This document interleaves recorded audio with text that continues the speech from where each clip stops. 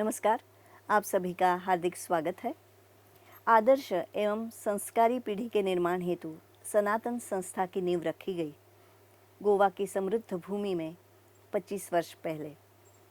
इस संस्था के कार्य के बारे में जानने के लिए हमारे साथ आज उपस्थित है सनातन संस्था के प्रवक्ता अभय जी वर्तक। अभय जी, आपका बहुत बहुत स्वागत है।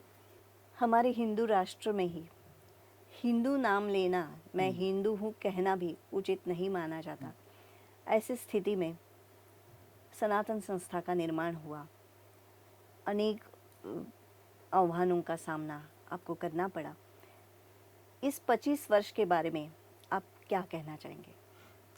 आपने एकदम सचमुच में एक उसी नोक पे टोका है, क्योंकि 1999 में तो उस समय की भारत की स्थिति बहुत अलग थी। आज हमारे पास बस बहुत सारे संसाधन उपलब्ध है। आज समाज की स्थिति अलग है। राष्ट्र में भारत में हिंदुत्ववादी विचारधारा की सरकार है, महाराष्ट्र में हिंदुत्ववादी विचारधारा की सरकार है। तो आज का अलग है वातावरण। और उस समय हिंदू नाम का उच्चारण करना या हिंदुत्ववादी संगठन चलाना, आध्यात्मिक संगठन चलाना एक बहुत बड़ी चुनौती थी। और जो हमने अनुभव किया उस समय कि सनातन संस्था गांव-गांव में प्रचार प्रसार करती थी, तो बहुत सारी चुनौतियों का हमने उस समय हमें सामना करना पड़ा। गांव-गांव में लोग पूछते थे कि ये क्या है, कैसे है।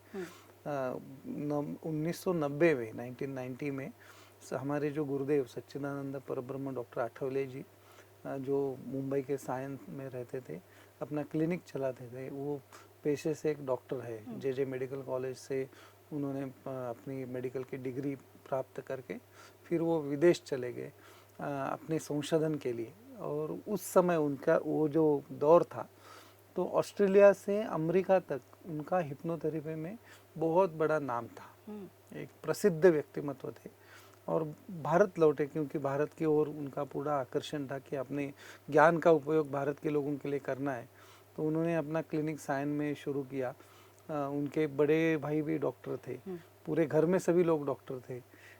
तो उन्होंने जो संशोधन किया तो उनके ध्यान में आया कि मेडिकल साइंस तो 100% अगर परफेक्ट साइंस है तो 100% उसका रिजल्ट क्यों नहीं है। 100% अगर वो साइंस है तो 100 के 100 लोग ठीक क्यों नहीं होते।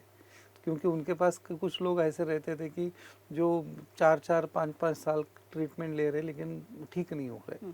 तो उन्होंने उसके ऊपर संशोधन किया। बाद में उन्हें ध्यान में आया कि स्पिरिचुअलिटी एक सुपीरियर साइंस है देन मेडिकल साइंस। फिर उसके ऊपर उन्होंने संशोधन चालू किया।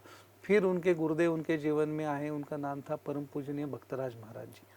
और आज 25 साल बाद सनातन संस्था का जो देश विदेश में इतना बड़ा नाम है, तो उसके पीछे उनका आशीर्वाद है, परम पूजनीय भक्तराज महाराज जी का, जो गुरुदेव को उन्होंने दिया था। गुरुदेव ने अपने तपोबल से उनका आशीर्वाद प्राप्त किया था। क्योंकि भारत की विशेषता ही है, गुरुदेव हमेशा पूछते थे कि भारत का अगर 2 शब्दों में वर्णन करना है कि विशेषता बताने का, तो गुरु शिष्य परंपरा। और उनके गुरु ने जो दिया वो अपने शिष्यों को दे रहे। और आज 25 साल बाद सनातन संस्था का केवल भारत में ही नहीं, मतलब गुरुदेव जी के मार्गदर्शन के अनुसार साधना करने वाले विश्व भर के 35 देशों में लोग हैं कि जिन्होंने उनका भले से जन्म से अलग धर्म हो लेकिन वो साधना कर रहे हैं। और विश्व भर के लोग आज सनातन संस्था के आश्रम में गोवा में आते हैं और हिंदू धर्म का अभ्यास करते हैं, भारतीय संस्कृति का अभ्यास करते हैं। उनकी रुचि के अनुसार कोई संगीत का अभ्यास कर रहा है, कोई मूर्ति कला का अभ्यास कर रहा है, कोई ज्योतिष का कर रहा है। जितनी भी हमारी 14 विद्या और 64 कलाएं है, उसमें से अध्ययन करने का या संशोधन करने का अवसर हमने वहाँ पे प्राप्त करवा के दिया है। इस कालावधि में गुरुदेव जी के मार्गदर्शन के अनुसार 2500 से ज़्यादा व्यक्ति, कोई डॉक्टर है, कोई इंजीनियर है, कोई अशिक्षित है, कोई गरीब है, कोई अमीर है, लेकिन 2500 लोगों ने पूरा जीवन उनके चरणों में समर्पित किया है सेवा हेतु। आप भी आई थी आश्रम में, आपने देखा होगा सनातन के पूरे स्ट्रक्चर में हर एक आश्रम, कोई भी हो, कहीं का भी हो आश्रम, एक भी व्यक्ति सैलरीड पर्सन नहीं है। जिसको कुछ हर महीने की तनख्वाह दी जा रही है और वो व्यक्ति सेवा कर रहा है, ऐसी बात नहीं है। वो अपना तन मन धन त्याग कर कर अपना सेवा वहाँ पे अर्पण कर रहा है।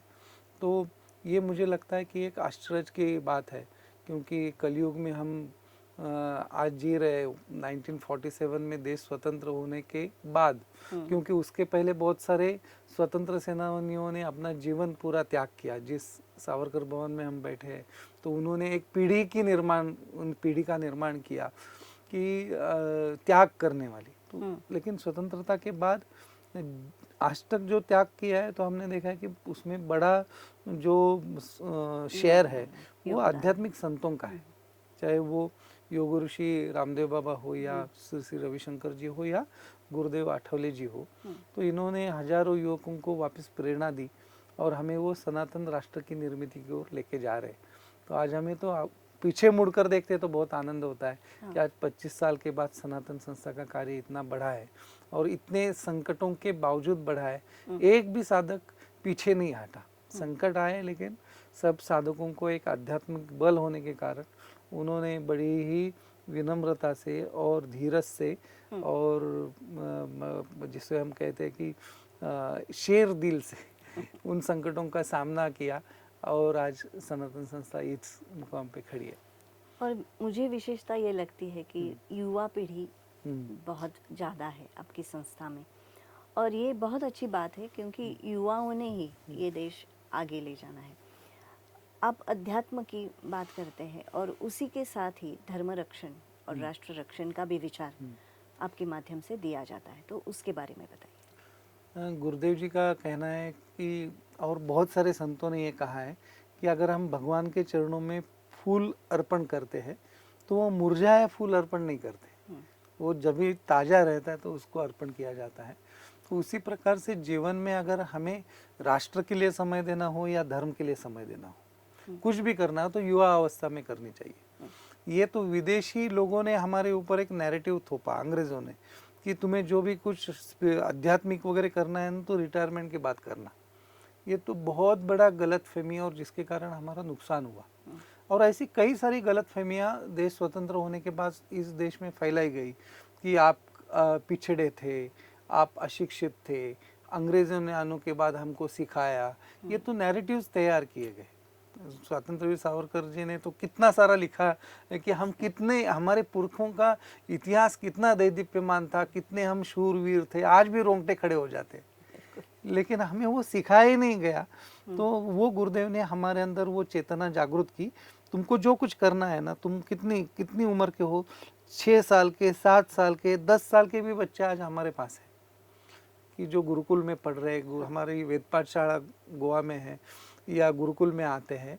अध्यात्म की शिक्षा शुरुआत से ही मिलनी चाहिए। मुझे तो आयु की 22 साल के बाद गुरुदेव मेरे जीवन में आए, तो बाद में मुझे मिला, लेकिन जिन युवकों को, बच्चों को शुरुआत से मिलता है वो भाग्यशाली है। और वो संस्कार गुरुदेव जी ने दिए, उसका परिणाम ऐसे हुआ कि उनका जीवन पर में विचार परिवर्तन हुआ और वो आज तन मन धन का अर्पण करके अपने राष्ट्र और धर्म के लिए मतलब दिन रात प्रयास कर रहे हैं। गुरुदेव जी ने एक विचार और दिया कि साधना में बहुत बार ऐसे होता है कि मेरी साधना, मैं मेडिटेशन करूंगा, मैं मंदिर में जाऊंगा, मैं मंदिर में स्वयं के लिए मांगूंगा और घर पे आ जाऊंगा। तो उन्होंने बताया कि इसे साधना नहीं कहते, केवल इसे व्यष्टि साधना करते हैं। उसको सिर्फ 30% महत्व है, 70% महत्व उन्होंने बताया कि समष्टि साधना के लिए है।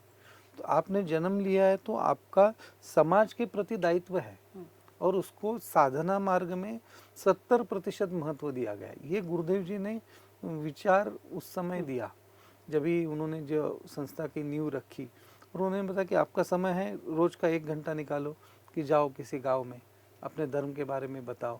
आज भी जो 2500 पूर्णकालिक प्रचारक है, तो मैं गांव-गांव में जाता हूं कि जहां पे 20 लोग हैं, 25 लोग हैं, उनके साथ 1 घंटा हम बैठते हैं, साधना के बारे में, अपने धर्म के बारे में चर्चा करते हैं। उनके गांव में हम उनकी झुग्गी में भी कई बार रहते हैं, उनके साथ ही खाना खाते हैं।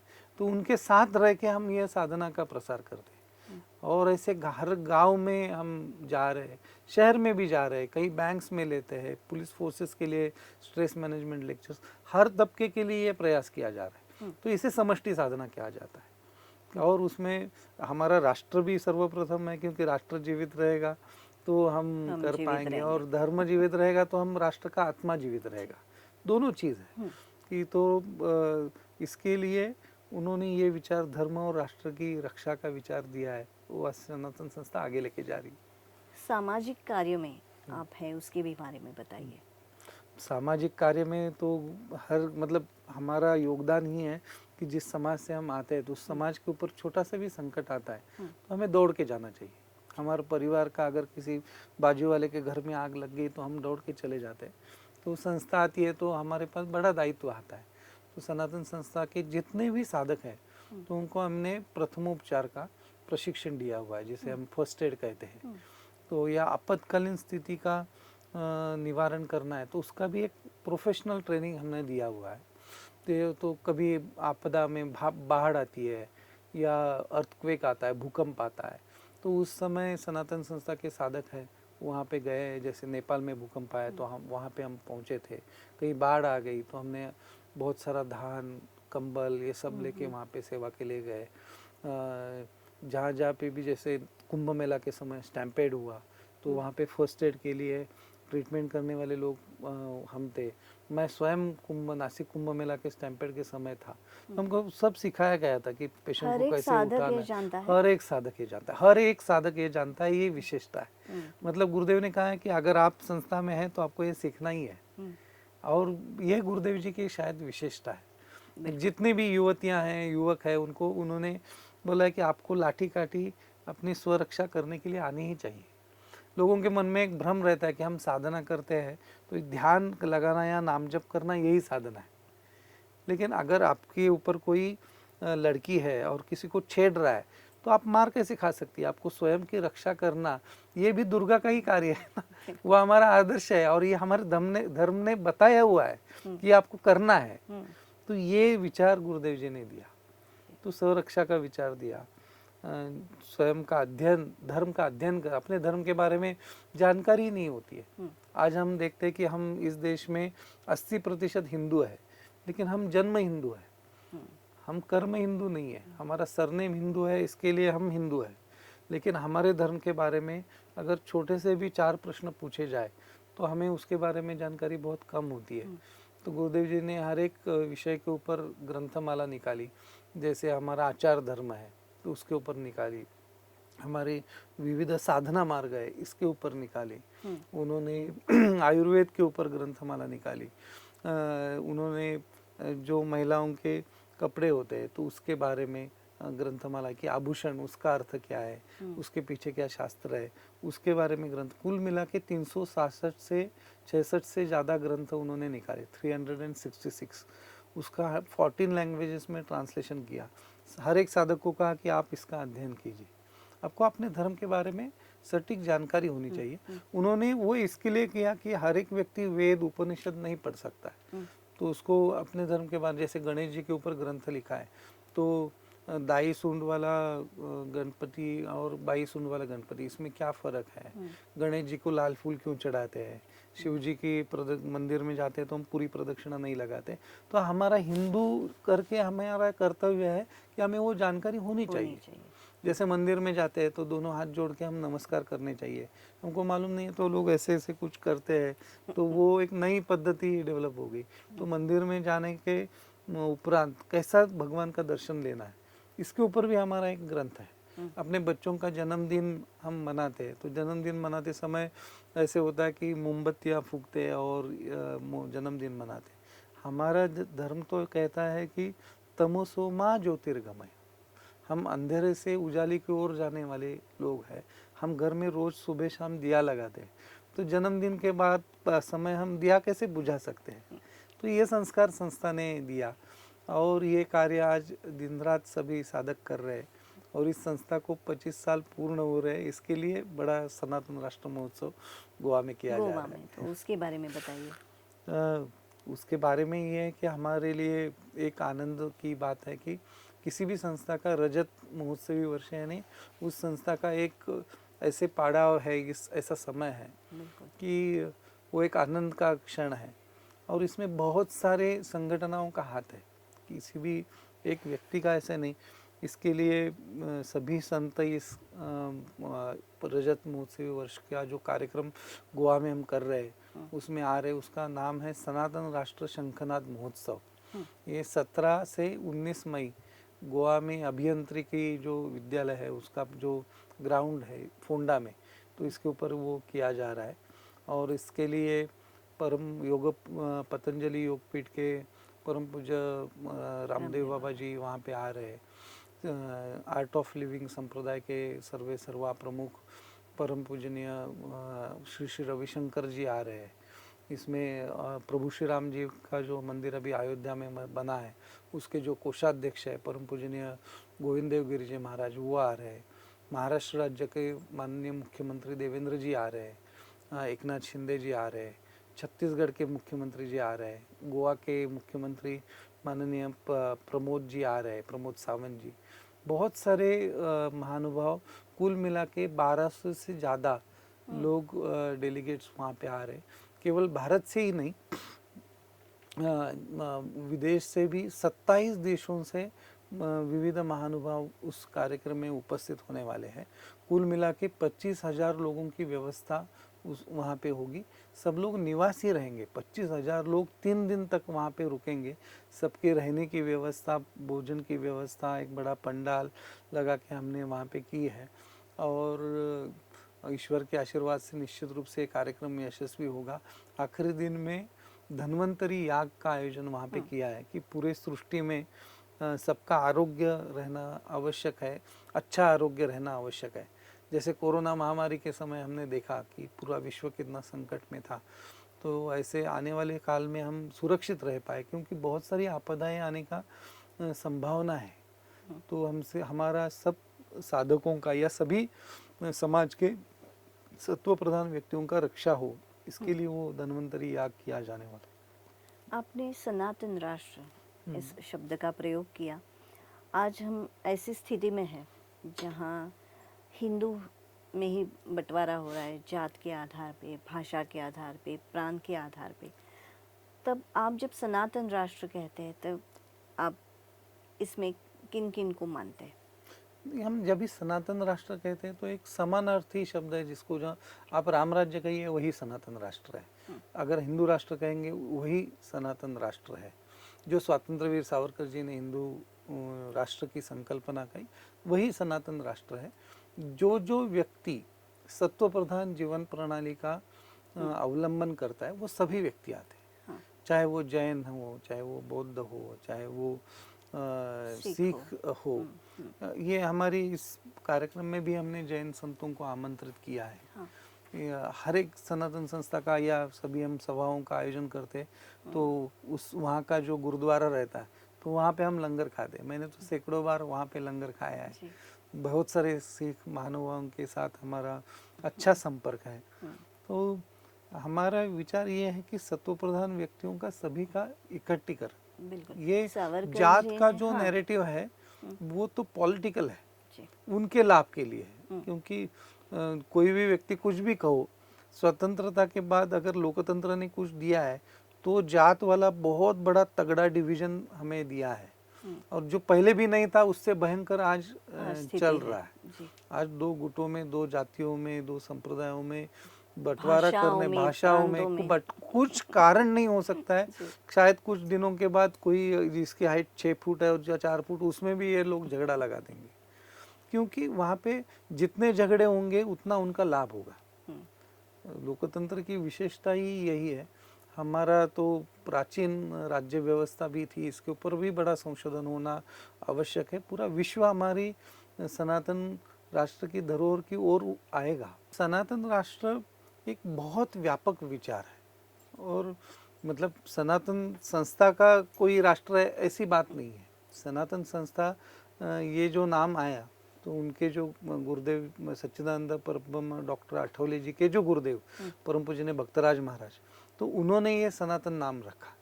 तो गुरुदेव ने जी भी हमें बार बार सिखाया कि आप किसी सनातन यानी एक व्यापक है तो उसका कोई सांप्रदायिक विचार मत कीजिए कि मैं इस संस्था में काम कर रहा हूँ। नित्य नूतन इति सनातना, ये सनातन का इस शब्द का अर्थ है कि जो नित्य कभी भी पुराना नहीं होता है, यानी वो नित्य नूतन है, तो कभी भी पुराना नहीं होता है। तो हम अगर किसी भी विचारधारा में बंधित रहेंगे तो पुराना हो जाएगा। तो हमें उसके बाहर जाना है, तो हमें एक व्यापक विचार करना होगा। बिल्कुल। हम संप्रदाय में और इसमें हम एक विचार करते हैं कि हम सनातन राष्ट्र की निर्मिति के लिए हमारा जन्म है और हमारा संगठन एक उसके लिए माध्यम है, वो अंतिम नहीं है। तो ये विचार गुरुदेव ने दिया हुआ है। तो मुझे ऐसा लगता है कि स्वतंत्र वीर सावरकर जी ने हिंदू शब्द की व्याख्या जो की है कि वैदिक, सनातनी, आर्य समाजी, जैन, बौद्ध, सिख, निरीश्वरवादी सभी हिंदू है।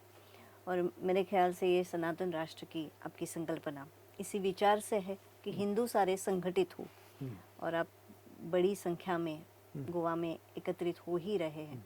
तो ये आपका विचार आगे जाएगा और युवा पीढ़ी आपके साथ तो है ही, और भी आती रहेगी। आप सभी को क्या कहना चाहेंगे? हम गुरुदेव जी को, गुरुदेव ने जो कहा है वही कहना चाहेंगे कि हर एक व्यक्ति ने जो हिंदू करके जिसने भी जन्म लिया है, व्यापक अर्थ से कह रहा हूँ, तो उसने साधना करनी चाहिए। क्योंकि हमारा जीवन इस माया के बाजार के लिए नहीं है। तो वो अपना जो जीवन है वो व्यष्टि साधना के लिए है कि आप किसी भी देवता का भले स्मरण करें, लेकिन उसका नामस्मरण करें। कलयुग में सर्वश्रेष्ठ साधना बताई गई कि जप, यानी साधना, नाम जप। तो आप किसी भी अपनी कुल देवता का करें, अपनी पसंदीदा देवता अगर भगवान श्री कृष्ण है, गणेश जी है, जो भी करे, लेकिन उसका नामस्मरण करें। और उसके साथ साथ जो मैंने कहा कि जो गुरुदेव ने कहा कि व्यक्तिगत साधना के साथ साथ समष्टि साधना बहुत महत्वपूर्ण है। हमारे धर्म के ऊपर अगर संकट आया है, जो अभी का काल चल रहा है, हम बंगाल से लेके विभिन्न समस्या आज देख रहे, बांग्लादेशी घुसपैठी से लेके रोहिंग्या से लेके हर एक व्यक्ति का हिंदू संकट में है। तो हमने अपने समाज की रक्षा के लिए, धरोहर की रक्षा के लिए, संस्कृति की रक्षा के लिए प्रयास करना, यह समष्टि साधना है और इसको 70% महत्व है। और ये हिंदुओं ने पहचानना चाहिए, क्योंकि अगर हम सिर्फ जप की माला लेके बैठेंगे और इसके ऊपर दुर्लक्ष्य करेंगे तो पूरे विश्व में 152 ईसाई राष्ट्र है, 52 मुस्लिम राष्ट्र है, और हम सबसे प्राचीन, अगर प्रभु श्री राम जी का इतिहास कहने के लिए जाए तो 1,60,000 वर्ष का हमारा इतिहास, भगवान श्री कृष्ण जी का इतिहास कहने के लिए जाए तो 5,000 वर्ष का इतिहास, आद्य शंकराचार्य 2,500 वर्ष का इतिहास, इतना दैदीप्यमान इतिहास, इतने वीर पुरुष, इतना गहरा ज्ञान, लेकिन पूरे विश्व में हमारा एक भी राष्ट्र नहीं। तो हमारा कुछ तो गलत हो रहा है। तो हमने हमारे धर्म की रक्षा के लिए प्रयास करना ये बहुत आवश्यक है। और यही हमारे वेद सिखाते हैं, यही हमारे पुराण सिखाते हैं। हर एक देवता के हाथ में शस्त्र है। भगवान श्री कृष्ण जी ने गीता पढ़ाई है, वो युद्ध के इसके ऊपर वॉर ग्राउंड पे उन्होंने भगवान श्री कृष्ण जी ने अर्जुन को कहा है। तो वो हमने उससे सीख लेनी चाहिए कि अगर धर्म रक्षा का दायित्व है, साधना नामस्मरण करना अनिवार्य है, कोई भी उसमें दो मत नहीं है, लेकिन उसके साथ साथ अपने धर्म की रक्षा करना ये भी हमारा दायित्व है और वो साधना है। ये मैं आप सभी से आह्वान करूंगा कि सनातन राष्ट्र का शंखनाद होने जा रहा है गोवा में, तो इस शंखनाद के साथ ये समष्टि साधना और व्यष्टि साधना आप दोनों कीजिए, यही आह्वान होगा। आज हिंदुओं की अस्तित्व की लड़ाई शुरू है, और मेरे ख्याल से आपका ये जो विचार है यही हमें बचाएगा आगे जाके। आपकी संस्था को और आपके जो साधक है सभी को ये 25 साल आपके पूरे हुए हैं, उसके लिए मैं मनपूर्वक शुभेच्छा देती हूँ। आपका कार्य निरंतर चलता रहे। बहुत बहुत धन्यवाद, बहुत बहुत धन्यवाद।